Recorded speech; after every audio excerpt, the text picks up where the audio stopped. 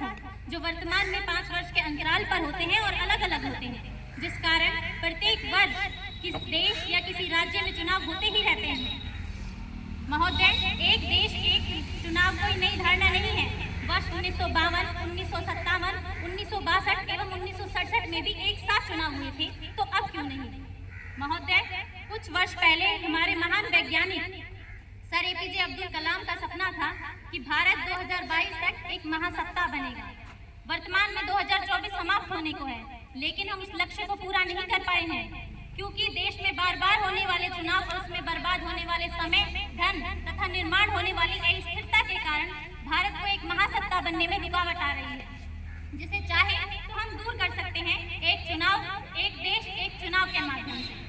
महोदय, देश में बार बार होने वाले चुनावों के कारण निर्वाचन अधिकारी, कार्यकर्ता एवं सुरक्षा बलों को अपना मूल कार्य छोड़कर चुनावी ड्यूटी में लगना पड़ता है, जिसमें सबसे अधिक विद्यार्थी वर्ग प्रभावित होता है, क्योंकि अध्यापक विद्यालयों और कॉलेजों से अधिक ग्राम पंचायतों, नगर परिषदों एवं मतदान केंद्र पर नजर आते हैं, जिस कारण प्रधानमंत्री चुने जाएंगे तो बच्चों का सिलेबस रह जाएगा, फिर विधायक और पार्षद चुने जाएंगे तो बच्चों का सिलेबस रह जाएगा। अंत में चुनावों में मिलावट के साथ साथ अपनी कमियां छुपाने के लिए बच्चों के भविष्य में भी मिलावट कर दी जाती है। महोदय, यह कटु सत्य है जो कदापि राष्ट्र हित में नहीं हो सकता। यही नहीं, देश या किसी राज्य में आचार संहिता लगने के कारण विकास संबंधी कार्य प्रभावित होते हैं, जिस कारण जो सरकारी योजनाएं चलाई जा रही हैं वो बीच में ही लटक जाती हैं। इसलिए देश में हर साल होने वाले चुनाव के चक्रों को समाप्त किया जाना चाहिए तथा हमें उस स्थिति में वापस आना चाहिए जब एक साथ चुनाव होते थे। अध्यक्ष महोदय, देश में त्रिस्तरीय चुनाव प्रणाली है। प्रथम स्तर पर ग्राम पंचायत व नगर पालिका, द्वितीय स्तर पर राज्य विधानसभा तथा तृतीय स्तर पर संसदीय चुनाव। भारत दुनिया का सबसे बड़ा लोकतंत्र है तथा लोकतंत्र का आधार है चुनाव। लेकिन इन चुनावों में खर्च हुई धनराशि के आंकड़े सुनकर निसंदेह आपकी गर्मी थोड़ी सी बढ़ सकती है। जी महोदय, इस देश में प्रथम लोकसभा के चुनाव वर्ष 1992 में हुए थे, जिसमें लगभग 111 करोड़ रुपए खर्च किए गए। वहीं 2014 के चुनाव में यह राशि 5000 करोड़ रुपए पहुंच गई और 2019 के लोकसभा चुनाव में तो सभी राजनीतिक पार्टियों ने सारे रिकॉर्ड तोड़ दिए। जी महोदय, इस चुनाव में लगभग 55,000 करोड़ रुपए खर्च किए गए और यह तो सिर्फ लोकसभा के आंकड़े हैं। अगर इसके अलावा विधानसभाओं तथा उपचुनावों को जोड़ लिया जाए तो यकीनन भारत के लिए एक अन्य बजट तैयार किया जा सकता है। महोदय, मैं इसके दूसरे पहलू से भी आप सभी को अवगत कराना चाहूंगी कि एक देश एक चुनाव के माध्यम से नीतिगत निर्णयों में निश्चितता आएगी। देश में एक बार चुनाव होंगे तो सरकारों को भी वोट बैंक को ध्यान में रखकर जनता को लुभाने वाली योजनाओं के हथकंडे नहीं अपनाने होंगे।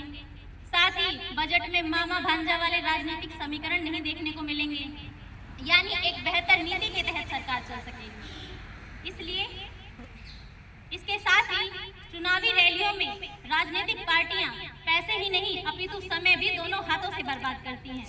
जी महोदय, मैं अपना पक्ष प्रस्तुत करते हुए बताना चाहूंगी कि जब भी विधानसभा के चुनाव होते हैं तो केंद्रीय मंत्रीगण, यहाँ तक कि स्वयं प्रधानमंत्री अपनी पार्टी का प्रचार प्रसार करने के लिए चुनावी रैलियों में जाते हैं, जबकि उन्हें 5 साल इस देश की समस्या सुलझाने के लिए चुना गया है, न कि प्रचार प्रसार के लिए।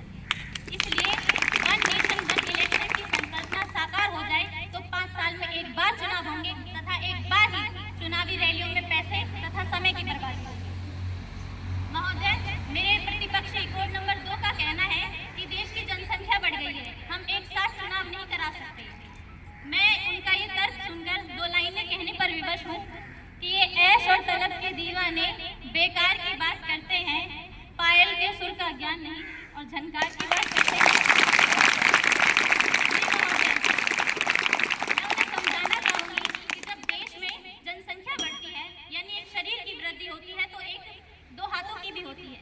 अधिक जन होंगे तो अधिक कार्य होगा, अधिक कुशलता से होगा, अधिक तकनीकी होगी, अधिक विकास होगा, हम आगे बढ़ेंगे। इसका ये दर्द मुझे पीछे धकेलने का मात्र एक बहाना प्रतीत हो रहा है। जब हमारे देश में एक देश एक कर यानी जीएसटी लागू हो सकती है तो एक देश और एक चुनाव क्यों नहीं?